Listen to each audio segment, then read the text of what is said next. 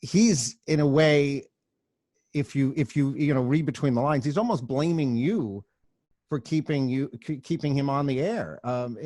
Again, a deflection, I suppose. But what do you make of that? Well, it's a part of a blame, a part of his strategy. He blames, he attacks, he deflects. I was just the guy on the other end of the phone. How is it my fault for continuing the conversation? Yes, I had the opportunity to disconnect the call and, as I say, eject from the conversation, but that's not a blemish on me. I don't see that at all. I just think that I had a responsibility and job to ask certain questions. People actually did want to know whether he was going to get a tattoo of Trump. People actually did want to know whether he had communicated with the president prior to the commutation. I Right. don't get those two questions and answers subsequent if I disconnect from the conversation. And as far as I'm concerned, people have made racialized pejoratives against me on an everyday occurrence. I mean, I can show you my email, I can show you my text messages, I can show you tweets that are directed my way. I can't take it, but so personally, it comes with the job. But I had on Roger Stone at a propitious time. So I was going to make sure my feelings were secondary to the primary reason of having the conversation. Will we have a third conversation? No. But what's done is done, and I sleep well at night. Would you want an apology? No, because the only thing that was sincere and in the days since was that remark.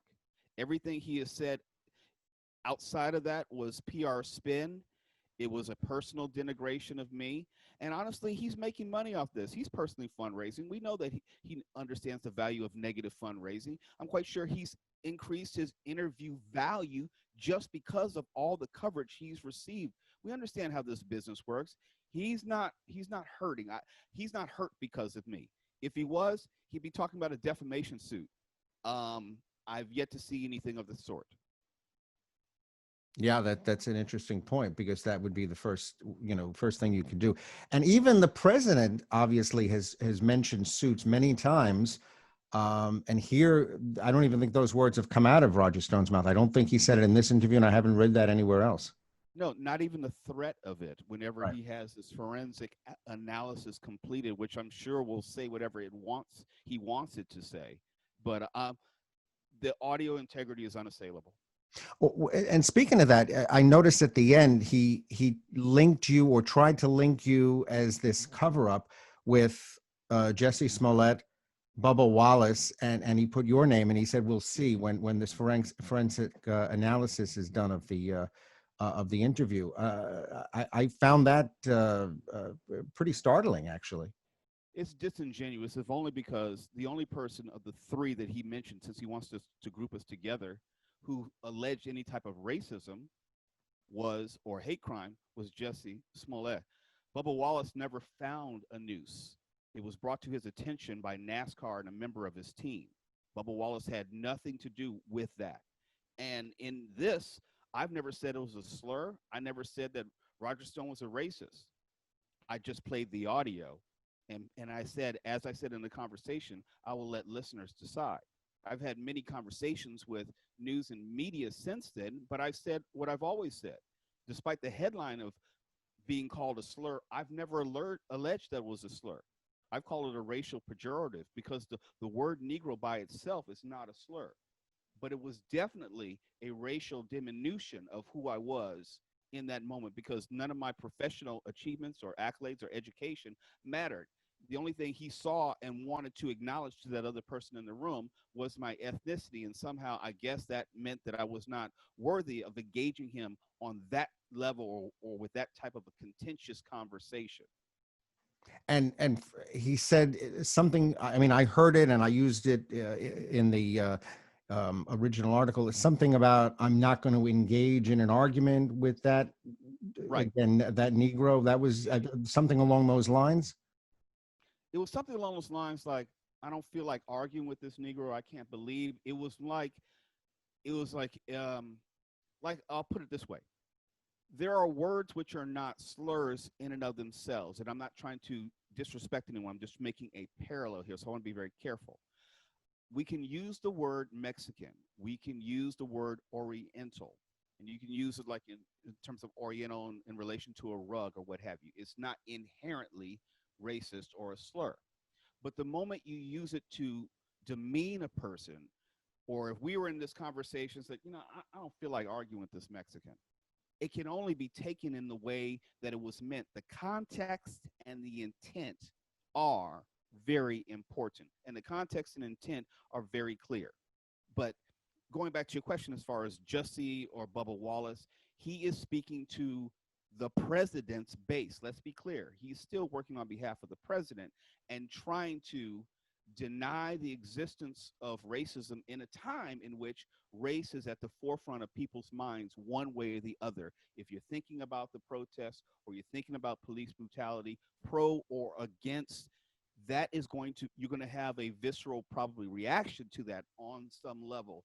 And Roger Stone knows what he's doing, and he knows that I'm not Bubba Wallace, and I'm not. Let me just say this. He just contradicted himself. He just said in conversation with ABC that I was kissing his ass for the latter portion of the interview.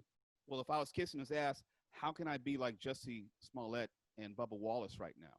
Because I showed you a degree of civility and respect? Yeah. And in the interview, I never said that you were a racist, Roger Stone. Which is it? It can't be both. Yeah, I will put that at least that portion of the interview. I'll post that as well. And I don't know if I'll have your whole interview, but I know we have the infamous portion at least from before. So we'll put. How long was the interview overall that you were with him? 31 on-air minutes. It was at least a half an hour of time in which we actually were dialoguing. And the middle portion is when this kind of went off the rails? Yep. Mm-hmm. Mm-hmm. Well, anything else you would want to add about the whole situation and since then? Yes, I hope the conversation moves forward from here. Yes, it was necessary to talk about that uncomfortable moment, and it will be debated for quite some time. It was really unsettling to wake up and see me trending and that incident trending everywhere. I didn't like how the word Negro was trending on Twitter. I didn't like ending up on TMZ and all these other news sources. But now that we've gotten past that, let's be sure to have the real conversation as far as Roger Stone's reasons for being convicted. I've yet to hear a real substantive discussion of the legal strategy of a commutation versus a pardon. Because when a sentence is commuted, you still retain that right and ability to plead the fifth, to fight a subpoena. When you're pardoned, it carries that implied guilt. And if subpoenaed to testify, you have to testify completely. And because the threat of criminal liability has been removed. Roger Stone being commuted is not by chance. It's by choice. And whether that choice was agreed upon and that agreement was explicit or implicit is very important to get to the bottom of. Because if there's future criminal liability or charges for the president on a federal level or even a state level, that impacts what Roger Stone may do or be forced to do in the future, given that he knows more than the average person about the inner workings of the Trump campaign and re-election campaign. I just want to say, you said before you don't consider him a racist. Is that the case? Well, put it this way. I said I never called him a racist, and I don't get into the labelization of people because people already have this bar. Well, a racist must be this, that, or the other. I say this. I don't know what's in his heart. I honestly don't know.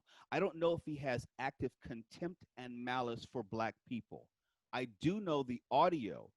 Yeah, the way he's conducting himself now says to me that there's a degree of racial dismissiveness.